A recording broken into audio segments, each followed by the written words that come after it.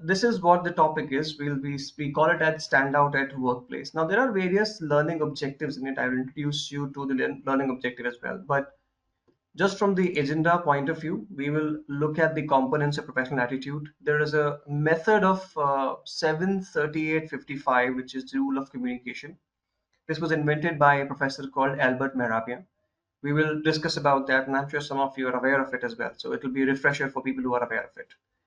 IBC model of creating a presentation. That's what we will focus on. And by the end of today's session, we will talk about essentials of presenting like a pro, right?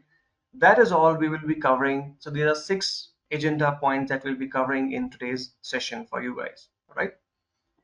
Okay, these are 10 commandments, that's what I call them. Number one, valuing the diverse opinions of people you're working with and demonstrating that you are culturally sensitive. Okay, what do I mean by that? See, diversity of opinion means that when we work with people from different ethnicity, background, culture, skill set, life experiences, and so on and so forth, that's called diversity. Again, I'm using this word more and more, and oftentimes I've seen that when people talk about diversity, they are restricted to gender diversity. It's not. It's way beyond than that. A professional attitude indicates that you are open to diverse opinions. You're open to diverse thoughts. You're open to working with diverse people. Like I said, the examples of diversity, they come from various, tangents altogether. So, and when you're going to do that, you've got to demonstrate that you are culturally sensitive. What do I mean by that? I mean that if somebody is coming from a culture that is not yours, or you are not accustomed to that culture, we shouldn't be saying that, oh, you know what, this is not how it's done. There's a fabulous word, it's called respect. So when you say that I respect your culture and I respect your thoughts, that's enough. It indicates that you are displaying cultural sensitivity. One of the things from a cultural sensitivity point of view is to understand the culture the people are coming from and learn about their culture. Okay, I'll give you a classic example. I'm not sure if you've worked with people, who have this habit of, I don't want to call it a kiss, but it's a gesture where they would come close to your cheeks and say thank you and hello and close, and they would greet you, right? So that's the way of greeting people. Now, this proximity may not be taken very positively in different cultures, but this is a norm in a variety of cultures, otherwise on the planet as well. So, how culturally sensitive you are, how much do you know about that culture, is where your knowledge is going to come into play, right? So, if you are that knowledgeable, great. If you're not, build your knowledge about cultural sensitivity, build your knowledge about the culture of the people you're working with, especially the culture that they demonstrate at a workplace environment, and display that cultural sensitivity in your interactions, in your conversations with them. That's the first component. The second, and I'm sure, when you were educating yourself in your school days and college and when you started working as well, you were told that you will take responsibility for your actions and behaviors, right? This is what my father used to say, that nobody can make you do anything on this planet that you don't want to do. Simple, right? So take responsibility for your actions, for your decisions, instead of passing the buck to somebody else or blaming somebody else. Because of this individual I did that, because of that I did that. It's not. We do what we want to do. If we do not want to do anything, there are various ways to say no. We will talk about that in a little while. Meeting deadlines, honoring your commitments. I'm again not stereotyping, but there are cultures where uh, honoring commitments is not as strong as in other places on the planet. I'll give you an example. Let's say you mentioned that you will send the report by 4 o'clock tomorrow, 4 o'clock in the evening tomorrow. Right? The culture says that, oh, well, I said 4 o'clock, I can still delay it by 15-20 minutes. It's okay, even if it's delayed, right? People are not going to expect, not going to, um, no, it's not written in blood, if I may use that language. This is again where your professional attitude comes into play. And going back to cultural sensitivity, there are people on this planet who are time sensitive, and we keep talking about time management, throughout our career. So what is important? Whatever you are committing, just honor that, whatever it is. There's a fabulous rule of time management. It's called 80-20. What does it mean? By the way, it's called Pareto. It means that whenever you are giving any deadlines that you are likely to meet, keep a 20% buffer for yourself, so that, God forbid, if something goes wrong, you still have some time to, match up to the pace. And when you have the 20% of time, you'll be able to make some amendments. So that will help you to honor your commitments from a timeline perspective. Operating with honesty and transparency. This I don't think requires any explanation, because most of you have mentioned some of the words that relates to honesty and transparency in the chat as well. Just to add to honesty and transparency, um, you are expected to be transparent to a level of detail which is expected to be shared with variety of people at your place of work. So what I mean to say is, be transparent, but be that level of transparent which is required for a communication and which is required for a certain set of people. A lot of transparency with the people who are not intended to receive it from you might as well backfire. So be aware how much transparent should you be with different set of people in a workplace environment, considering the confidentiality in your thoughts. Okay. Honesty, I don't think requires explanation anyway. Okay. Embracing changes and new challenges with a positive attitude, which means that, in a simple word, if I may use that language, it's called stepping out of your comfort zone. That's what we've always heard, right?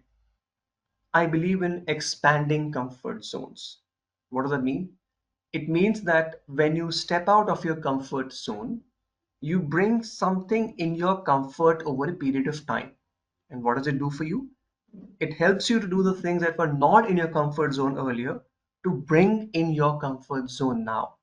So essentially, you are not only stepping out of the comfort zone because there's no door, you are expanding your comfort zone.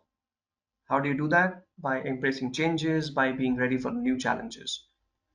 One thing which all of us need to cultivate is a positive attitude, is positive mindset, and it is done by surrounding ourselves with people who are giving us positive vibes. The environment is positive. The people who are speaking to us are sharing positive insights about work, and so on and so forth. Um, Again, going back to the point of saying no, there's a fabulous way to say no, where you are not getting that positivity. So, just with folded hands, you can step away from those conversations, so that the choice of words that people are going to use does not affect your thought process adversely. Okay. Point number 6. Let's move to the next one. Being open to learn and acquiring new skills. I don't think it requires any explanation, considering the knowledge and experience you guys already possess. Collaboration. Some of the, so I think this word was written in the chat as well. Now, there are two things to look at it: collaborating with diverse teams and adapting to different working styles. Okay, let me explain this. When I say diverse teams, I'm going back to the point which I picked up in the point number one. Diversity from a skill set point of view, from experience, from origin, from ethnicity, from background, from a variety of things. That is called diversity. Okay. When you collaborate with diverse teams or people, if I may use that language again, it means that you are getting different perspectives of looking at the same thing. In other words, there are different lenses of looking at the same problem. Okay. When you do that, it indicates that you are open to new ideas, to new suggestions. You are not only going to stick to, there's a very famous saying in English, it's called my way or the highway, which means either you do things the way I am telling you, or just stay away from me, right? So when you let go of the my way or the highway thought process, you over a period of time, you would be adapting to different working styles of people. And again, I'm choosing my words very carefully. You may not have to adapt everybody's working style, but some of them may be for your highest and best.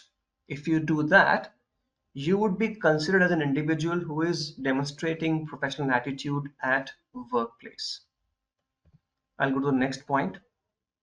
Maintaining professionalism in written, verbal, and non-verbal communication. We will talk about that in a little while because there is a concept of 73855 which I'll explain. But I don't think maintaining professionalism requires any explanation in a forum like this. So, but we'll talk about non-verbal communication as well for sure. Okay. Point number 9, demonstrating resilience. Resilience means that how strongly or how effortlessly you come back from a place of problem, or you've had some issues, how strongly you make a comeback. That's called resilience. So when you demonstrate resilience, it indicates that nobody can bog you down with the challenges that are going to come your way. You are prepared, you always want to be prepared, and you are equipped with the right methods, tools, technologies to come back strongly, god forbid if something goes wrong at your work, at your place of work, right? One of the experiences that I can share with you, I had a team which was a very large size team. I had 230 people to look at. um, and that was my first time to manage such a large size team of 230 people. Now, at one point in time, it was difficult for me to do, an audit for everybody's work, right? So one of the managers that I was working with, he mentioned that, this is your job. You have 230 people. So if your span increases, the responsibility increases as well. So how are you going to manage this? How are you going to make it happen, right? Now, it was important for me to believe in my people at that point in time, right? And I'm a strong believer of collaboration. I work with people. I work with different mindsets as well. So when that happened, I created more accountable people in the team to help me in the audit of the entire 230 people, right? What is resilience here? The task was to audit 230 people. I had no support from the top management at that point in time, right? But it was difficult for me. I had a deadline to meet. So instead of worrying about it, instead of being into the space of anxiety or stress, I thought of some methods to seek support from the team internally and come back strongly and present ourselves as green in the audit. That's where resilience comes into play. Last but never least, cultivate the culture of positive mindset for yourselves, which will obviously help you to, uh, you know, be in the right state of mind every time when you're having conversations.